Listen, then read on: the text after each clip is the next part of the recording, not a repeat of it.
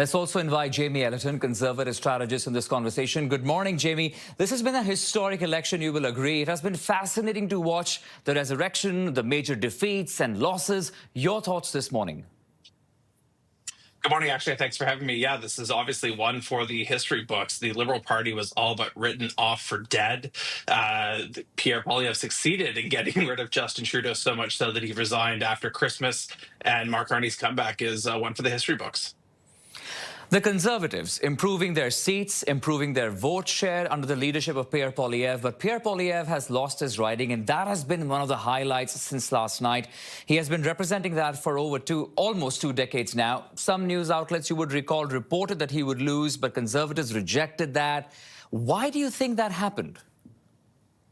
Well, I think when you look at how the rest of the city of Ottawa went, they went resoundingly red. And at the end of the day, Pierre Poilievre represents a suburban Ottawa riding. And clearly that is going to be the divide between suburban Ottawa and the more rural Ottawa Valley. When you look at that electoral map, I do think when you look at just the absolute collapse of the NDP, especially in Ontario, it led to some weird results. And one of them was right there in Carleton.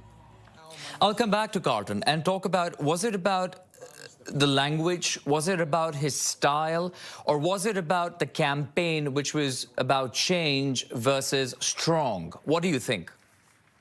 Yeah, actually, I think if you look at the kind of sub-themes that were going on throughout this campaign, for Canadians that were fed up with the Liberal government, for Canadians that find it harder and harder to make ends meet, for Canadians who wanted real action on the housing crisis to really boost housing supply, those people were firmly in the Conservative camp last night. I think when you look at what ultimately this race was decided upon, it was the collapse of the progressive vote, all behind the Liberals, and Mark Carney's message on having a strong response to Donald Trump. And so I think if you would have seen more sooner from Pierre Poilievre in reacting to the U.S. threat coming from Donald Trump and putting more, quite frankly, visible distance between the White House, not just in words, but in the real gusto that Pierre Poilievre has for a lot of other issues, that probably could have been enough to sway this outcome of this election. Okay, let's talk about what happens when the parliament resumes, because you would agree, Jamie, it's going to be a very interesting scenario. Of course, it's going to look very different, but the fact initially that 2 leaders from the opposition parties will be missing in the parliament.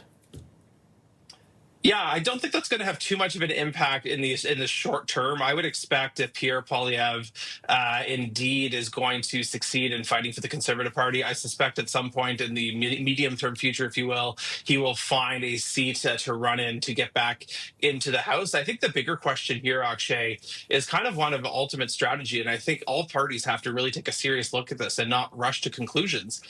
The Liberals and the NDP seats in Parliament right now would form essentially a functioning majority. I don't expect that to be a formal coalition, but I think part of what the Liberals have done to boost such really strong desires for change in government was for the fact they drifted so far to the left. And so is Mark Carney going to be able to govern more to the center and really use those economic bona fides that he came to office with to deliver real results? If he's stuck in essentially political paralysis, trying to constantly buy off the Canadian political left to keep his coalition together, I think that's going to bleed support back in the center to the right to the Conservatives. And he will not have had the success that I think he's looking for as prime minister. And then so for the other hand, I think if you're the Conservatives right now, I think you have to read the room. I don't think there's a real strong desire amongst Canadians to go back to the polls really fast. I think Canadians are kind of fed up with politics right now.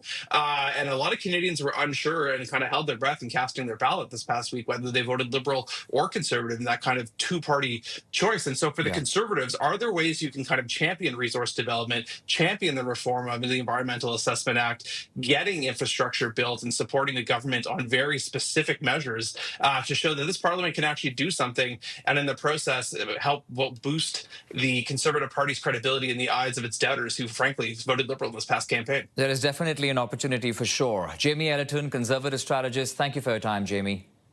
Thanks, Akshay.